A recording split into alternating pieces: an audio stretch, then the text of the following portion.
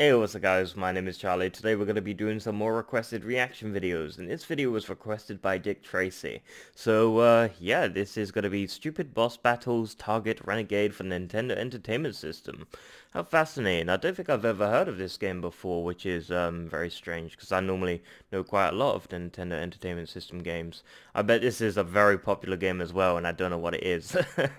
But, yeah, Target Renegade for Nintendo Entertainment System. Never believe I've heard of it or seen the gameplay before. Well, until now, until I watched the video. But this shall be very fascinating. So, let's go.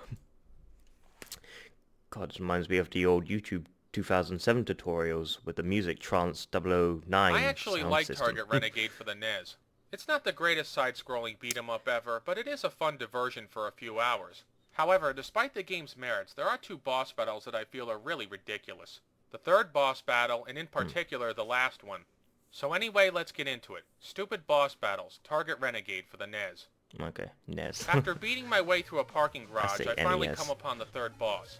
And holy shit, what the fuck is that? Seriously, like what Popeye. the fuck is that thing? Is it like some kind of mutant? It looks like a Mutant half-grown Popeye. replicant or Michael Berryman. Actually, I take that back. Michael Berryman looks a hell of a lot better than this guy. It looks a bit like you have to fight Thanos. this Where's Colossus, his for glove? lack of a better He word. needs to click. And the way he walks towards you is very odd. The walking animation is very stiff and unrealistic. It's almost like he's mentally retarded. And I hope not, because I don't want to beat up some poor guy with Down syndrome or cerebral palsy or some other condition. Actually, I don't think it's mental retardation. I just think it's bad programming. So Professor just a X's muscle head. roided out brother comes right at you and hits you with some kind of blow that I think is a Damn. punch. And right here we get an example of the game's bad hit detection. Look at this blow. It doesn't even touch me, yet I drop like I got hit with a fucking tire iron. If you're gonna program a character to punch, at least have the fucking punch connect. And his block is just goofy as shit. He crosses his arms over his chest. How is X-Men that a style? block? What? That's not a block. That's... He's doing the fucking Macarena. That's what he's doing. Macarena. And there's other programming oddities with this guy. Like he walks away from you, goes to another spot, and stands there walking in place. Who programmed this fucking boss? The guys who made E.T. for the Atari 2600? Oh Jesus, no! It's not Don't even mention like he's that. strategically retreating or anything. It's like he's Never confused mention and that doesn't know game where again. the fuck he is. Oh, and I love the sound that your character makes when old Baldy hits you. Wah! That's pretty Who the fuck badass. sounds like that when they get hit?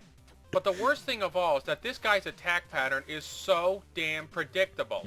You can't kick the guy because it won't do any damage, and you can't punch him repeatedly because it'll retaliate with a strong blow and take away a shitload of your health.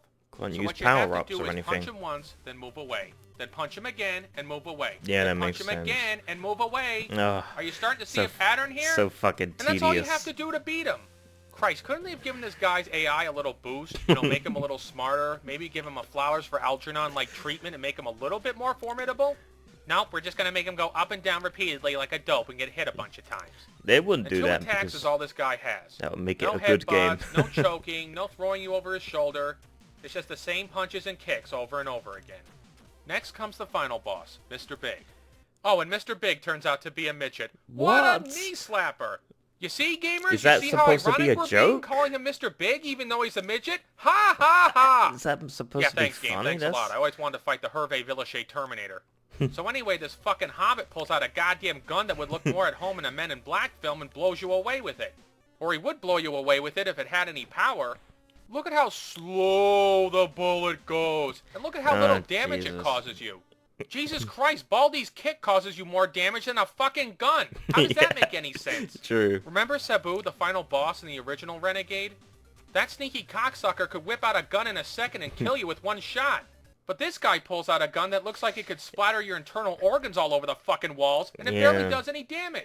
And look at his size. It's a bigger gun, than it's he supposed is. to... How's he fit in his suit? What, does he have a wormhole in there?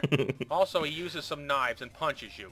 This game reminds me of like Double I Dragon. think I'd stick to the big-ass gun. Aside from his weaponry, though, the expecting guy Bimmy isn't and really Jimmy. that tough. The only problem is that he's very fucking cheap. For example, if you knock Mr. Big down and keep on punching or kicking, when he gets back up, he'll still get a cheap hit off you, no matter what the hell you do. What's worse, though, is that if you have almost no life left and he gets back up and hits you, you'll never even see what the hell he does to you. The game will just cut to black and you'll be dead. How is that fair? At least let Yeah, me fall that's down and have a death bullshit. animation. But oh no, the game just has to rush right through it. Mm. Look at this footage here. He doesn't even get a hit animation on me, and I still die anyway. Mm. That's At great least see the programming right death. there. Oh, and I love how one punch from this guy knocks you flat on your ass, but you can pound this guy's face into hamburger and it doesn't do shit. He's a fucking However, if you midget. sweep kick the shit out of the You guy, get your suddenly ass it's like kicked I by a hit his fucking Achilles midget. heel and he goes down like nothing. In fact, that's all you have to do to beat the fucking guy. Just sweep kick him in a downward diagonal pattern and you can kick his ass with no problem. Once again, they made the boss a complete fucking joke.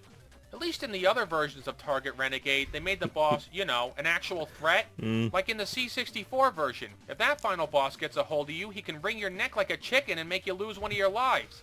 Not to mention the fact that he's big and brawny. You know, he lives up to the name Mr. Big. Here in the NES version, though, it's like nothing. It's like I'm fighting a gangsta version of Willow Ulfgood. Even the ending sucks. You I made rescue it, my kid. brother, who turns out to be my twin. Way to skimp on the character Jimmy and design, Jimmy guys. together. Then he gets recaptured, and I have to play the Ugh. whole goddamn game again. No. Shit, why would I even bother to go back to the first level? Why don't I just stay here and wait for Mr. Big to reappear so I can beat his ass again? Yeah. My final verdict is that this game is alright, but I can sum up these two boss battles in 2 words.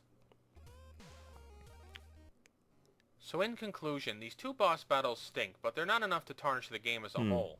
And it's a damn sight better than the 3rd Renegade. Oh my god, that game. Ugh. Third. Maybe I'll cover that one of How these many days. Renegade games are This there? is Film and Stuff signing off. Thanks for watching. Stupid Boss Battle, Target, Renegade, Nintendo Entertainment System.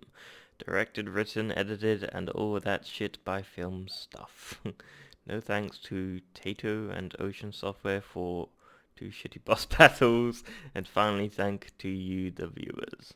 Oh, Jesus. I'll see you next time. Okay.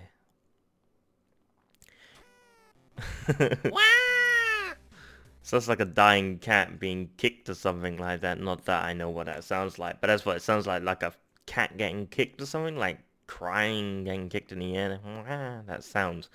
Yeah, I've never heard or seen Target Renegade before until now, and it looks like a pretty decent game, despite the boss battles, of course. The boss battles just look stupid. And Mr. Big, I mean, he's a midget. I mean, was that supposed to be sort of a comedy, sort of when they see it and people would start laughing? No, it's not funny.